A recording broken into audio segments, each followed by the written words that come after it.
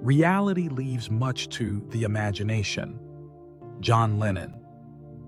Due to an unfortunate teleportation glitch, a daring scientist suddenly finds himself in the vast, silent expanse of space. With no oxygen around, his first instinct might be to hold his breath, but doing so would only quicken his demise. The trapped air in his lungs, desperate to expand, would cause them to rupture unless exhaled immediately. Acting quickly, he releases the air, and his skin's natural tensile strength prevents his body from bursting. Yet the situation remains dire. Without atmospheric pressure, his bodily fluids begin to vaporize in a phenomenon known as ebullism. His skin swells, the moisture in his eyes starts to boil, and bubbles obstruct his blood flow. While all of this is excruciatingly painful, it would only take about 15 seconds without oxygen for him to lose consciousness. Within 90 seconds, death becomes inevitable. Interestingly, he wouldn't freeze instantly despite the frigid temperatures of space, which hover just above absolute zero. Unlike Earth, where body heat transfers to surrounding molecules, in space, heat escapes only through slow radiation. It would take hours before his body turned into a frozen popsicle, long after he'd already succumbed. Had the scientist prepared for his interstellar leap, a spacesuit could have changed everything. A well-designed suit would shield him from ebullism with pressurized air, supply oxygen, and provide insulation against extreme temperatures. But even then, space remains an exceptionally perilous environment. Beyond Earth's protective atmosphere and magnetosphere, he would be exposed to galactic cosmic rays, high-energy radiation originating from distant supernovas, and potentially harmful solar energetic particles expelled by the sun.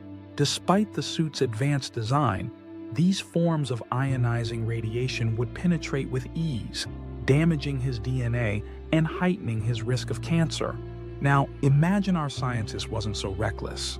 Instead, he embarks on a carefully planned month-long research expedition housed within a state-of-the-art spacecraft.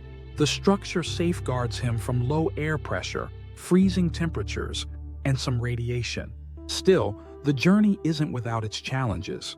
Microgravity begins altering his body from the moment he arrives.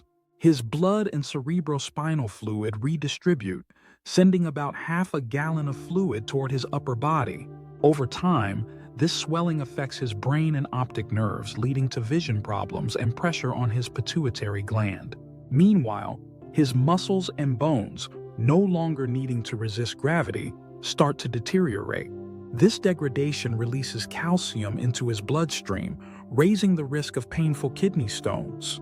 A rigorous regimen of diet and exercise can slow some of these changes, but the psychological toll of isolation, confined to a cramped spacecraft far from loved ones, is harder to mitigate. After a month of exploration, he finally teleports back to Earth. Returning home, he faces the lingering effects of his adventure.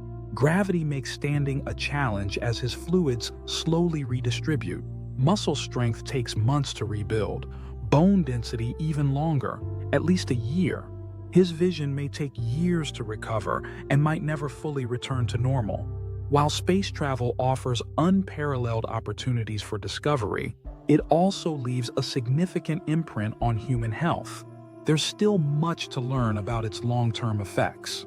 For now, the scientist seems content to keep his teleporter for its safer, more mundane uses. For more videos, please like and subscribe.